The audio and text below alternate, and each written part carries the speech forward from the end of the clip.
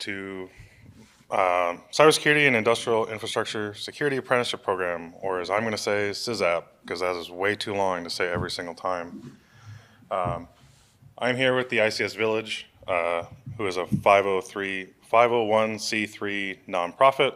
Our charter is going through and doing awareness and education in ICS cybersecurity. 2013 was the first time ICS Village as a group was out in the wild at DEF CON.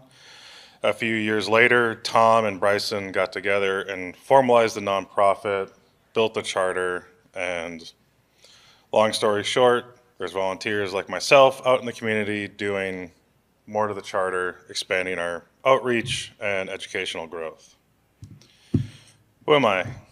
So my name is Dillon Lee. My day job is a principal technical account manager at Dragos. So I'm a product SME for Dragos. At ICS Village, I'm just a key volunteer. We have no paid employees, so we're all volunteers. And then I sit on the advisory board at Northwood Technical College in their cybersecurity program. So contact information, feel free to connect, send me an email. So what is ICS Village doing for workforce development? So originally, it was a lot of partnerships with public and private content providers. So we had sponsors out in the community that requested hands-on training, workshops, very catered pieces of education for them. If you're a Honeywell shop, the education focused around Honeywell. If you're ABB, focused around ABB. One of the things that we started expanding to was multi-day hands-on OT training. So this now requires physical ICS equipment from the vendors out in the space. If you come down to the Villages area, you will see a workforce development trainer with Siemens technology and then a Siemens display. We are vendor agnostic, so it doesn't really matter which vendor, Rockwell, Allen Bradley, Beckhoff, we support them all. We do our best to include them all, however, they are just cost prohibitive. And when we started doing these multi-days, people started asking basically, what's the next step? Where are we taking this? What's the end goal? And about 2.5 years ago, we were approached to be part of a consortium to make CIISAp, which is our apprenticeship program. It's a workforce development for transitioning service members, upskilling staff, moving staff, from non-industry into the trades. And when I say apprenticeship program, I mean traditional, 1 year, 2 year apprenticeship program, just like electricians, plumbers, steam fitters, whatever you may be familiar with in that program. So we had to build some goals around this apprenticeship program. What are the goals, right? As a nonprofit, we have our charter, that's our overarching goal. And then just for this program, what were the goals and objectives that we were looking to achieve? So the number one objective that everyone asks is growing the number of skilled OT professionals. That's kind of a simple ask, but it's not a simple result or metric to deliver upon. The next one was provide employers a federally recognized program, right? This is so that there's a standard guardrailed output of this workforce. If we built 50 programs, there'd be 50 different outputs. And we don't want that, the employers don't want that. They want to know, what are they getting out of this program? And the other piece, where it says federally recognized, is so that we can go and work with our service members that are transitioning out of the services and get them into the apprenticeship program. If we did state and local apprenticeship programs, you have to be local to that state, and we have to go through each and every single state through apprenticeship registration. Wisconsin, their DOL, Illinois, their DOL, etc.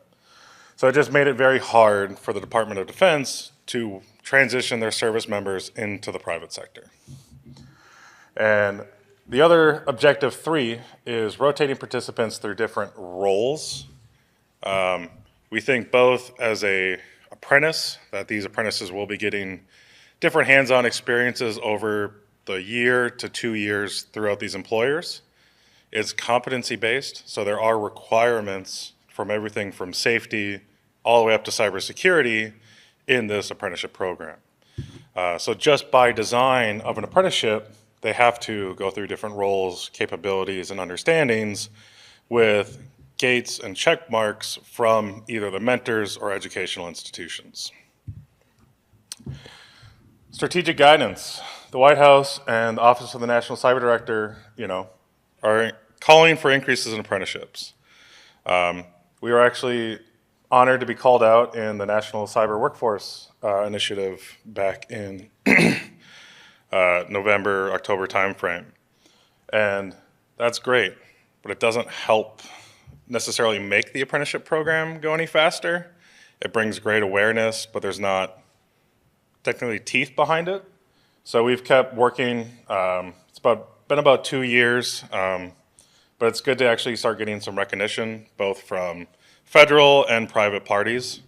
So there's a lot of mandates and funding going into apprenticeship programs. It's great that the White House is recognizing apprenticeship programs for what they are, that they don't have to be typical trades. They can be other skills that just need structured education and learning. And why apprentices? The White House talks about this a lot. You see a lot of companies going through apprenticeship programs. Upskilling programs are always historically based around apprenticeship programs or in some capacity based off an apprenticeship program. So for cybersecurity analysts is where these numbers are coming from specifically. This is not apprenticeship wide. The salary on average is almost $100,000 a year.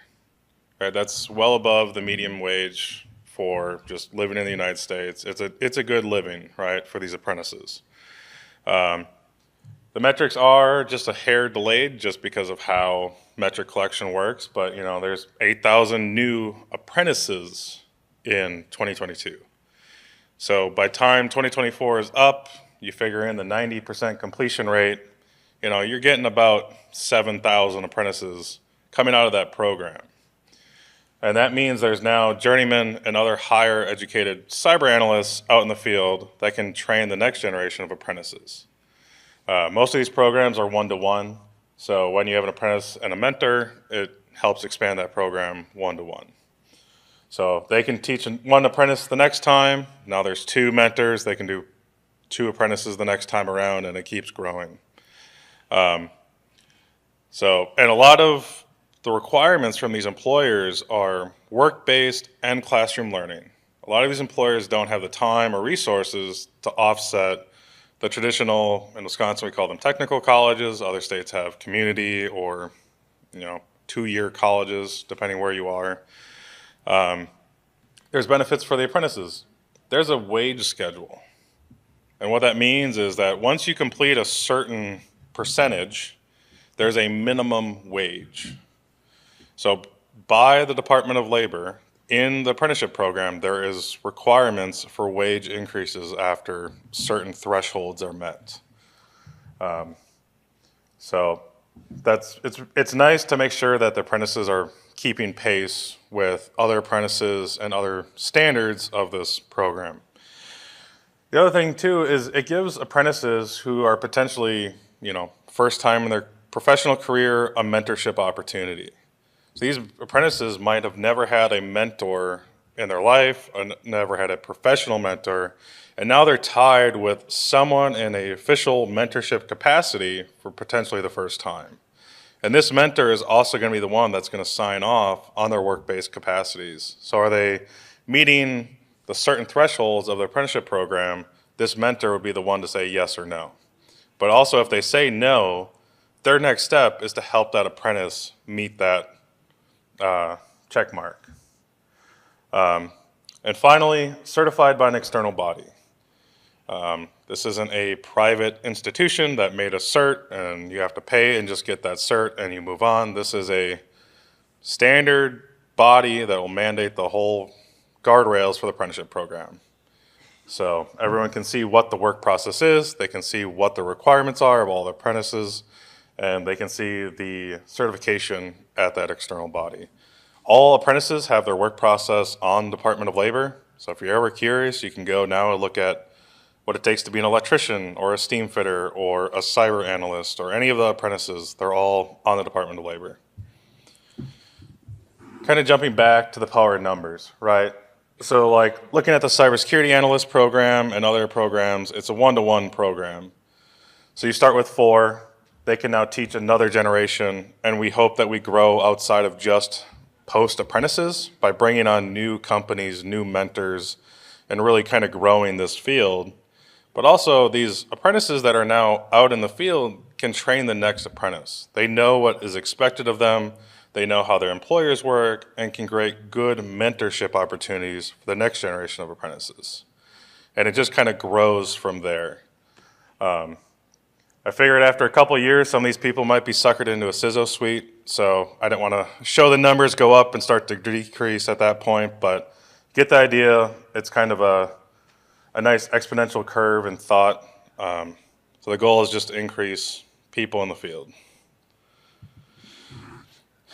The role that ICS Village is going to play in this is we would be what's called a key sponsor. So in this program, you have apprentices or potential apprentices or just applicants. You know, a 18-year-old wants to get into this program, they apply to ICS Village, and then we work with industry mentors or just employers and match applicants with apprentices. So this can be anyone from local power companies all the way to large OEMs. It doesn't really matter where they come from. And we can match them. And if a large OEM comes to ICS Village and says, hey, I have 13 employees that want to be in this apprenticeship program, there's nothing wrong with that, right? We will work with them, put them in the work process, and move on through that program with those industry mentors.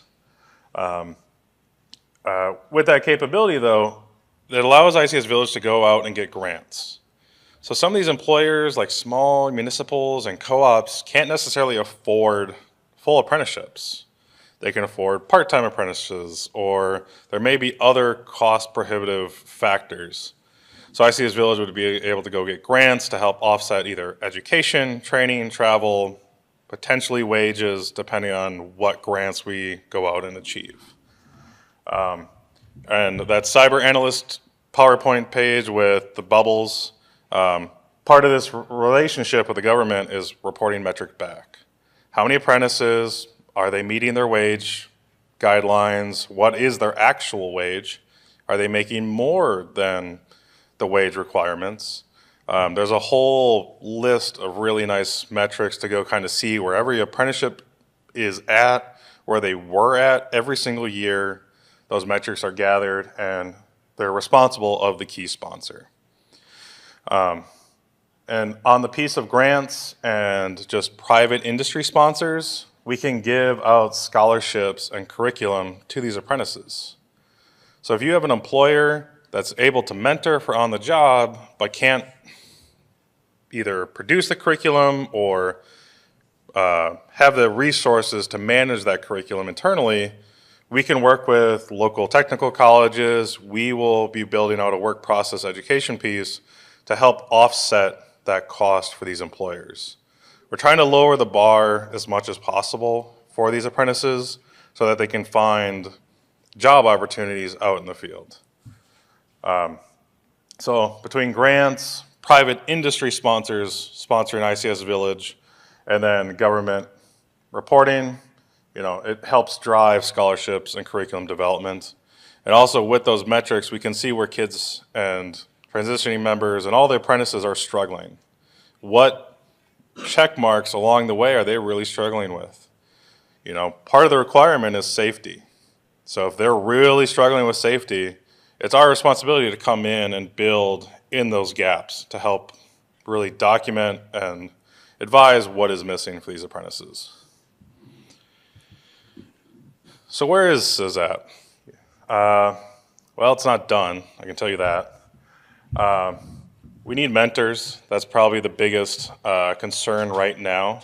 So this is working with employers, educational institutions, and finding mentors out in the field that are willing to work with these apprentices and train them. And some of them may not even be the future employer. It may just be someone that's willing to help mentor apprentices that work at other companies. You don't have to be an employee of the same company as your mentor, as long as they're represented. Work process. So work process is what the Department of Labor requires all these apprenticeship programs to have, and that is your outcomes of the apprentice. We are working with the Department of Labor. I literally got an email today that says your work process has been submitted for review. It was like 6 words. So it's moving after 6 months, but it's moving.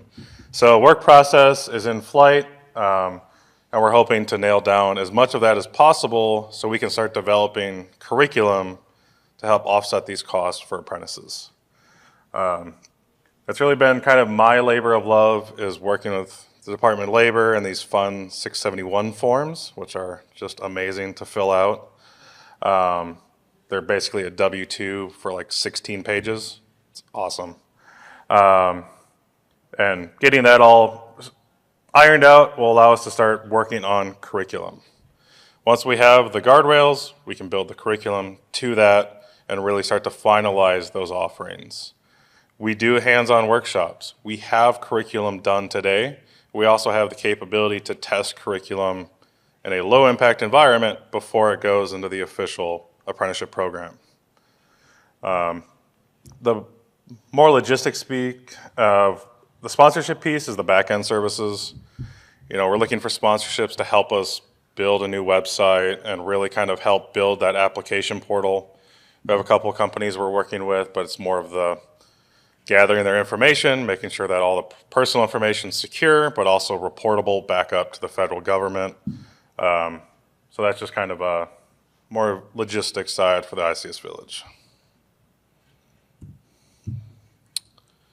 Timeline.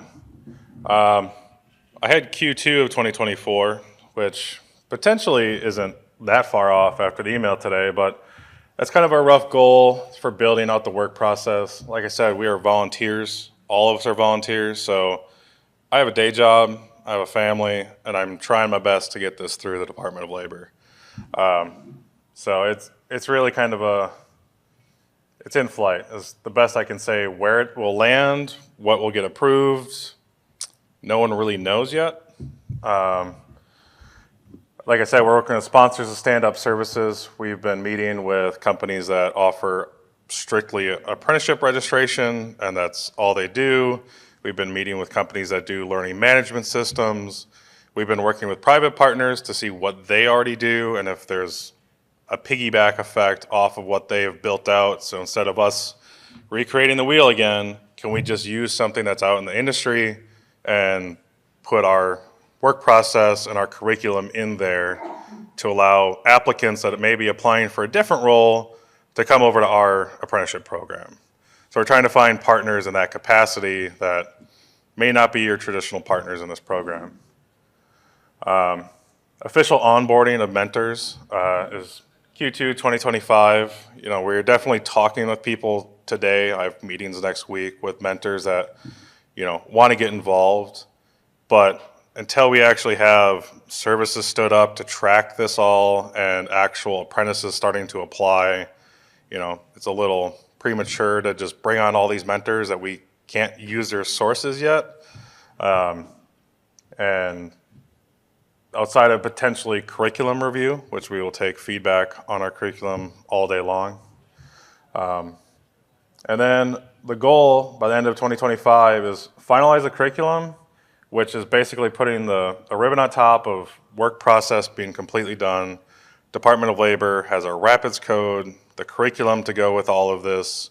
We have a grant from the Gula Tech Foundation to build hands-on trainers for the first 20 apprentices, which will get us through the federal requirements to build a federal program for apprentices. So that's kind of the timeline we're sitting at. The first beta build is what we have on display in the Villages area. It's a 16-inch Pelican case with an HMI, a PLC, a switch, some buttons, and really kind of the entire curriculum that we build is a one set. We're not going to be building out multiple different curriculum outputs that requires multiple purchases. This is one set of deliverables to an apprentice or to a mentor, an employer, so they can use everything in that kit to get someone through the apprenticeship program. There's not multiple stages or gates. The fun of ICS hands-on learning. There's industry standard hardware. This isn't just a Windows box or a VMware or Nutanix system. The software like TIA Portal, Studio 5000, all of those are built by the OEMs. And then you have some side companies like CypherCon that are building for multiple OEMs around their runtime.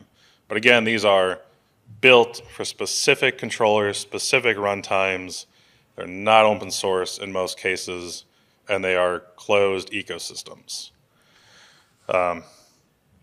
Best in class learning. We have gotten feedback from our hands-on workshops, from other industry experts, and getting curriculum from Siemens that hands-on learning is the #1 request. It may be a boot camp, it may be we're sending out kits to someone, but the hands-on requirement of doing is a huge requirement by our industry partners. Flipping breakers, wiring, all that stuff. Can you make an Ethernet cable? Like stuff they might literally be doing in the field should be part of the foundation. Expensive. These controllers are expensive. I mean, some of these controllers are $10,000, $20,000, $30,000. We're not going to give those to apprentices, but even the lower end commodity Siemens, Allen Bradley, you're still looking at $400, $500, $600, $700 before software. Then you put in a industrial switch, so we can teach them cybersecurity concepts, industrial networking. There's another $500, $600. And we'll put in a small HMI, another $500.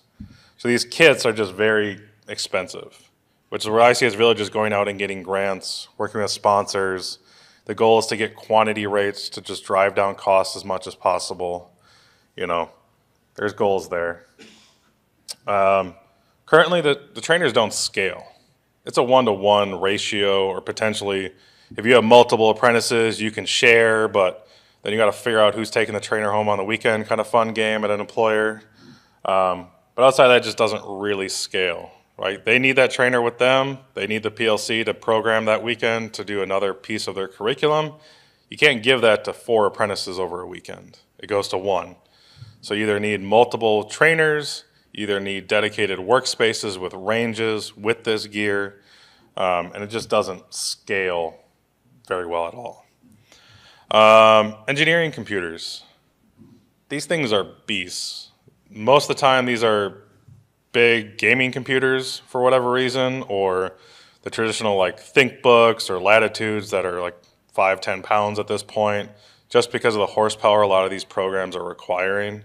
And even then, they just don't run that great with all the horsepower you throw at them anyways. And an Ethernet jack. A lot of laptops don't have Ethernet jacks, and that's a pretty important one to have just on board for driver's sakes. And that whole piece of it is just fun because it's basically Windows. I don't know of any major PLC brands that work on Linux. Wine basically doesn't work. And then Macs don't work anymore because they're not Intel based. So it is Windows engineering workstations is really kind of the hard requirement.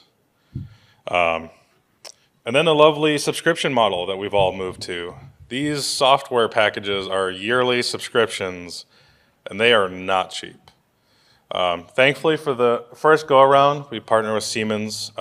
Siemens cooperates with educators, and they've given us licensing for these trainers.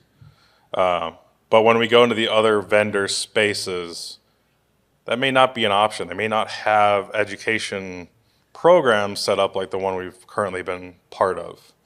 So as we expand out into the other vendors, because customers only use those vendors, there may be software costs that we don't currently have to account for. And again, we're vendor agnostic, so we will work with these other vendors to the best of our ability to get quantity discounts, software education licensing to see what we can do, but we expect there's going to be some fun IDE portal Studio, whatever you want to call your IDE costs coming up in the future. Why hands-on? You can't virtualize basically any of these PLCs. None of them are supported. A lot of them are not standard ARM or x86, x64 architecture. They are custom chipsets built for this PLC probably 5-10 years ago at this point, and they're going to run for another 10-15. So most of these vendors, outside of a few, have not virtualized any of their main PLC programs. OT systems rely on layer 2. OT protocols, OT cybersecurity, and the understandings requires layer 2 functionality. I mean, all of Ethernet does, but especially in OT. Some of these PLCs will ARP once and then run for 6 months without ever ARPing again. And you have to build out a trainer that can demonstrate OT protocols in these places so that people can see what a PLC is actually doing, which then brings in that managed switch requirement. Be nice to get a span or a tap or some other capability off that network to see Modbus or SIP or Profibus, any of those sort of TCP-based protocols. The physical wiring and like tactile education, that hands-on piece of this trainers, we literally had people coming up today and just pressing a button, just be like, that is a good button. There's something about when you are doing hands-on with these trainers, hey, a wire fell out because I shook the thing too much, getting a screwdriver out, re-landing wires properly, and just going through that process is a value for these apprentices. These apprentices should be able to go out into the field, help harden a PLC, help get a system back on the network securely, and understand the segmentation. And that requires potentially troubleshooting physical capabilities with these systems. And again, I'm going to drive this home. Companies want people with real hands-on experience. Like they want someone to say, hey, I worked with Siemens. They want to know that you either have a home lab with the trainer or you've actually touched a PLC before they hire you. We hear that all the time. All of our workshops now have physical trainers for every single student. Hands-on training by companies with real equipment is just a massive requirement. There is nothing wrong with open source. There's nothing wrong with the other capabilities in the industry, but having a Siemens, ABB, Honeywell, whatever vendor you want, getting that hands-on experience is super valuable for these apprentices. What have we found? So as I mentioned, Siemens has been an amazing partner. They've given us curriculum. They've helped us through the process of building some of these trainers with hardware. The technical knowledge has been great with them. And again, we've just been working with Siemens. This is not saying others don't have this. We just haven't had the time or the contacts or the correct group within a company to get those contacts. These companies like Honeywell have 100,000 SKUs under their umbrella. There are teams all over the world at these conglomerates and OEMs, and it's hard sometimes to figure out where the education resides, and then where does the public education reside, as we're finding out too, between the two groups at some of these OEMs. Some of the newest things that we're really kind of embracing the edge of technology with like Siemens is they have TIA Portal Cloud, which means they now host basically VDI up in the cloud with a programming environment. And they have a VPN connection or driver-based connection back to your host to allow hands-on programming with these controllers. I know there's another company called Software Defined Automation. They're starting to do more vendors in this space, and it's very exciting because it lowers that threshold for engineering workstation requirements. You're doing a proof of concept of programming a PLC with a Chromebook, right? Like the requirements are moving away from that expensive laptop. You know, so you take $6,000 between a trainer and a laptop, and now it's maybe $3,500 between a trainer and a laptop.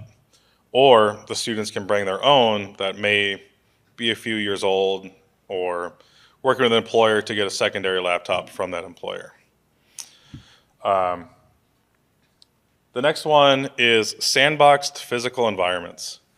We have had vendors approach us on sandboxing environments. Think like Hack the Box or Try Hack Me, or these companies that like will spin up VMs. You go and pen test them, or you go and learn on them, and then they just delete them, and the next student, they can just rinse and repeat. That's great for the Windows. It solves a lot of that scaling issue, but no OEM really built a PLC to be wiped every single time a student logs off. So that's been a fun challenge of trying to figure out a way to scale this program, because as much as I appreciate these apprentices, I don't think they're going to put the PLC back to the same state they found it. And I basically am just assuming at this point that they won't. So how do we build a sandbox environment that they could remote into that gets wiped and restored after every single time they're done? So that physical piece is still a nice question mark. We love to hear feedback or technology use cases that people may have with that. And on the virtual front, like Hack the Box, yeah, they have this nailed down. They have Windows deployments, they have Docker containers, they have AWS, they have it nailed down. Our challenge is figuring out how do we work with these companies.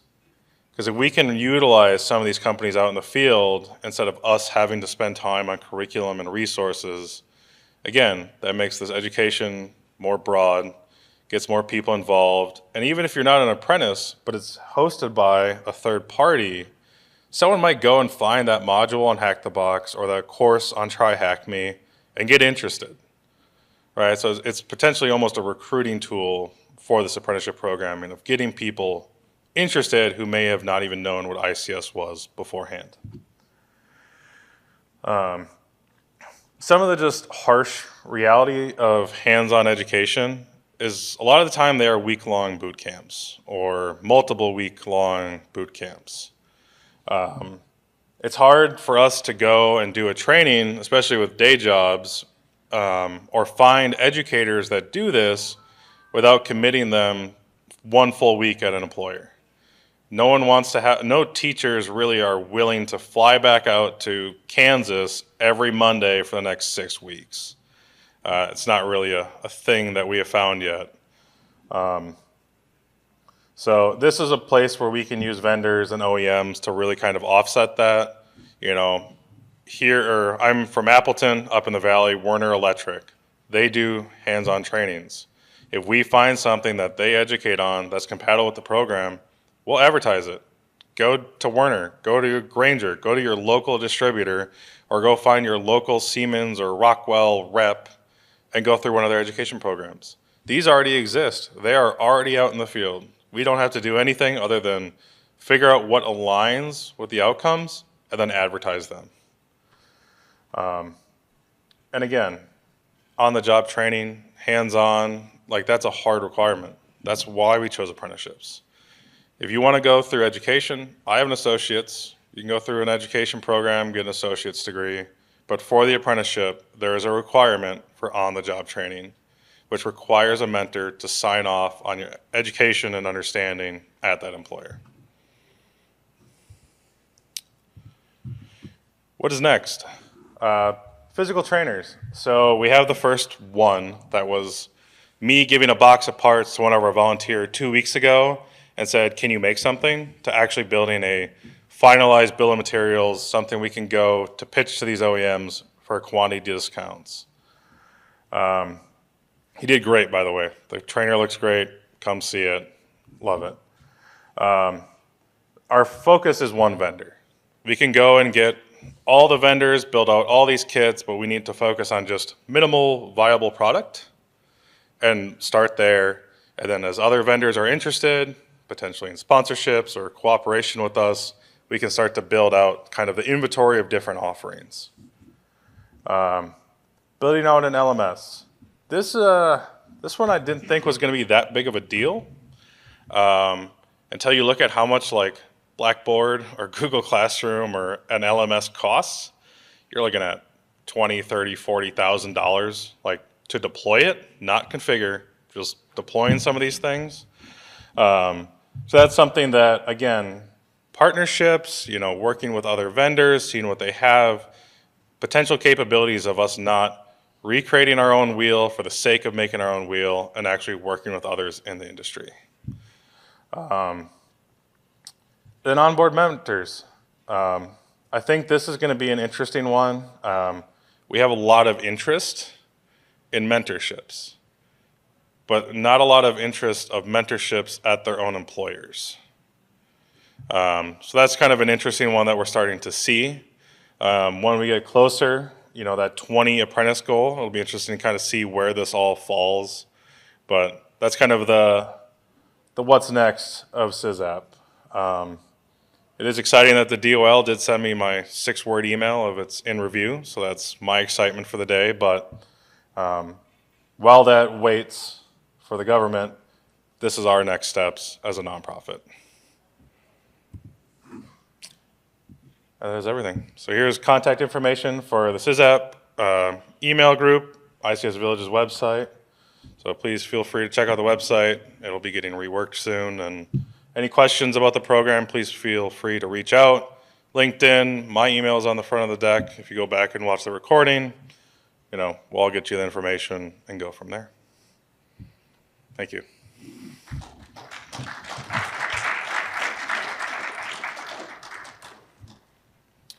Yeah.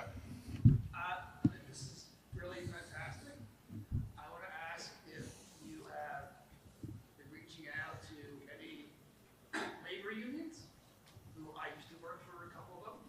And I think, based on what you went through, your timeline for getting up and running, I think you cut that in half. And I think scaling up the potential. There's many unions, the operating engineers, carpenters, electrical workers, others that have had pretty good or great apprenticeship programs in industrial settings, particularly for decades. They have potential mentors for people that could be apprentices themselves, turn into mentors. They have instructors, they have retired instructors, they have physical facilities, they have a lot of experience with working with like Bolt or other vendors on building workstations. So if you haven't done that yet, are you in Chicago? Appleton. Okay, so what the Chicago one Dragos also is, or in Wisconsin, the operating engineers, local unions, for example, I work reaching out to apprenticeship councils. So I would strongly encourage you to do that. They also have some resources. They have relationships with a bunch of employers. So they have potential students, obviously, but they'd be thrilled to work with the organization to plug in returning veterans, many of whom are members, of course, already. It's great. I think you can accelerate it. It's also, honestly, to be frank, politically, working with the Department of Labor, with the Biden administration, that wouldn't hurt. Some employers may not be thrilled, to be honest, but you could do a hybrid thing where you could have a partnership with an existing local union or national apprenticeship program in some areas, with some employers, maybe not with others. But anyway. Yeah, just for the recording, it's going to be a little bit shorter. The main question was, have we reached out or started working with local labor unions or any others more local organizations? And the answer is yes. Granted, it's not every labor union ever. One of the co-founders last week was meeting with a group up in Washington. We're also working, so this is a mechatronics apprenticeship program. So we have to follow the work process that the Department of Labor and these other groups have already built for a majority of it. So we're not just going off and doing our own thing. This is working with industry groups that have already done this. If there's groups watching the recording, or if you know of group or contacts that this would be interesting to, that's the contact information, and we just need to know who those people are. Apprenticeship programs are not tied to unions necessarily. Some states, they're much more influenced. I get the politics behind it. But again, we're agnostic. We're a nonprofit. We are not, tied to any group or affiliation.